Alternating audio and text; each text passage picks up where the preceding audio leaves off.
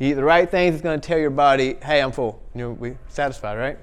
So we click on this. This is an example of what a fat burner would eat.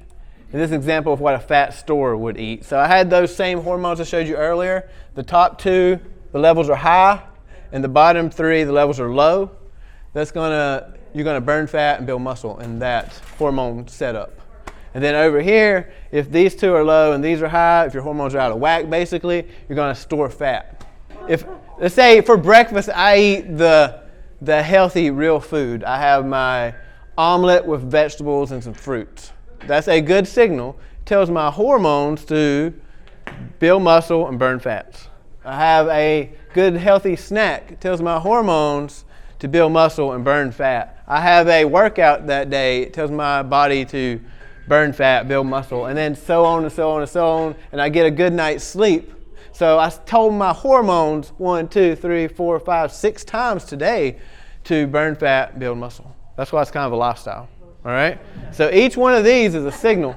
So not eating is a signal to store fat. So when you skip a meal, you're telling your body to store fat. That's why we have to sometimes tell people to eat more to lose weight. All right? Because you're going to eat more, your body's going to function properly, and you're going to burn fat. If you don't eat enough, your body's going to store that and hold on to it because your hormones are out of whack at that point. Now, next we have what a fat burner eats.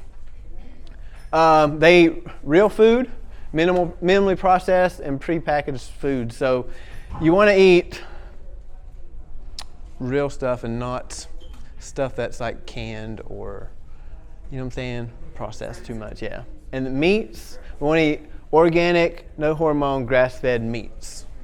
We want vegetables and fruits. That's basically when we said something about carbs. It's good to try to replace your carbs you get from the breads and wheats with fruits and vegetables and nuts and seeds. And that's where you'll get the healthy fats from, okay? So in here, if we had to pick one of these, I know it gets expensive sometimes to try to eat healthy. If you had to pick one of them, I would start with your meat and just make sure you have a really good meat. It may cost more, but that's something good you can start with because the vegetables and fruits you can wash really good and get some of the stuff off of that. Next, we have focus on quality. Like I said, we want grass-fed, no hormone, no antibiotics, meats, and we want organic as much as possible. Avoid the processed stuff. If you can't pronounce it on the back, then you probably shouldn't eat it. And then eating fresh is always best. Okay, so you want quality of your food matters over the quantity too, okay? And also, we like to say around here, food is medicine. And I know I just didn't read that in the right order, but everything you eat is telling your body a certain thing, okay? Now, what a fat storer eats, I picked these certain foods on purpose because I know, my wife will say, oh, I had yogurt for breakfast. And I'll be like, well, that's just all sugar.